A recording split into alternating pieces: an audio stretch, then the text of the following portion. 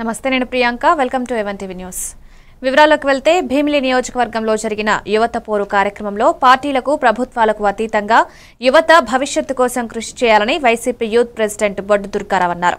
మాజీ CM YS Jaganmohan Reddy ఆదేశాలతో జిల్లా అధ్యక్షులు కేకే రాజు నేతృత్వంలో ఈ కార్యక్రమం జరిగింది. భీమిలి సమన్వయకర్త మజ్జి శ్రీనివాసరావు పిలుపు మేరకు వైసీపీ జిల్లా ఉపాధ్యక్షులు బోని బంగారు నాయుడు పాల్గొన్నారు.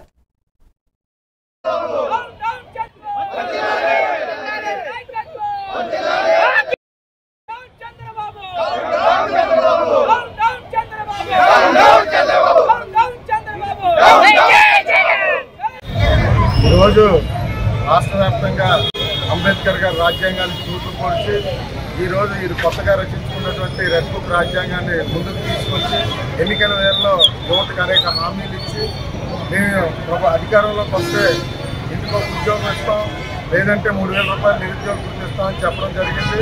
అంతేకాదు ఈరోజు మేము అధికారంలోకి వస్తే రాష్ట్రంలో ఉన్న యువకులకు 20 లక్షల ఉద్యోగ అవకాశాలు కల్పిస్తామని, సంవత్సరానికి 4 లక్షల ఉద్యోగాలు కల్పిస్తామని చెప్పినటువంటి ఈ దౌర్భాగ్యమైనటువంటి ప్రభుత్వం ఈరోజు అధికారంలోకి వచ్చి 1 సంవత్సరం కాలం పూర్తయినప్పటికి కూడా కనీసం పవన్ కళ్యాణ్ గారికి కానీ లోకేష్కి కానీ ఇద్దరికీ ఉద్యోగాలు వచ్చాయి తప్ప ఈ రాష్ట్రంలో ఉన్నటువంటి ఒక్క యువతకు కూడా ఉద్యోగం రాలేదని చెప్పి ఈ సందర్భంగా తెలియజేస్తున్నాను. ఎందుకంటే ఇదే లోకేష్ యువగలం పేరుట అనేక ఉద్యోగాలు కల్పిస్తున్న యువతనంతా కూడా రెచ్చగొట్టి జగన్మోహన్ రెడ్డి గారి ప్రభుత్వంపై అబండాలు వేసి అనేక కార్యక్రమాలు చేపట్టారు. ఈరోజు అధికారంలోకి వచ్చి 1 సంవత్సరం కాలం పూర్తయినప్పుడు కూడా కనీసం మొన్న జనవరిలో జాబ్ క్యాలెండర్ రిలీజ్ చేస్తాం, ఎప్పుడు నోటిఫికేషన్, ఎప్పుడు ఎగ్జామ్స్, ఎప్పుడు ఇంటర్వ్యూ, ఎప్పుడు ఆఫర్ లెటర్ ఇస్తామని చెప్పినటువంటి ఈ పెద్ద మనుషులు 50,000 అలాగే ఇలాగ దాదాపుగా 4 లక్షల ఉద్యోగాలు తీస్తారు. కాబట్టి మళ్ళీ యువత బాగుండాలంటే మళ్ళీ జగన్ రావాలి. జగన్ ఉంటేనే మన రాష్ట్రం బాగుంటుంది, యువత బాగుంటుంది, అందరూ బాగుంటారు. కాబట్టి down down Chandrababu, down down Chandrababu. Jagan అంటే నమ్మకం, జగన్ అంటే నమ్మకం, జగన్ అంటే నమ్మకం. జై జగన్, జై జగన్, జై జగన్.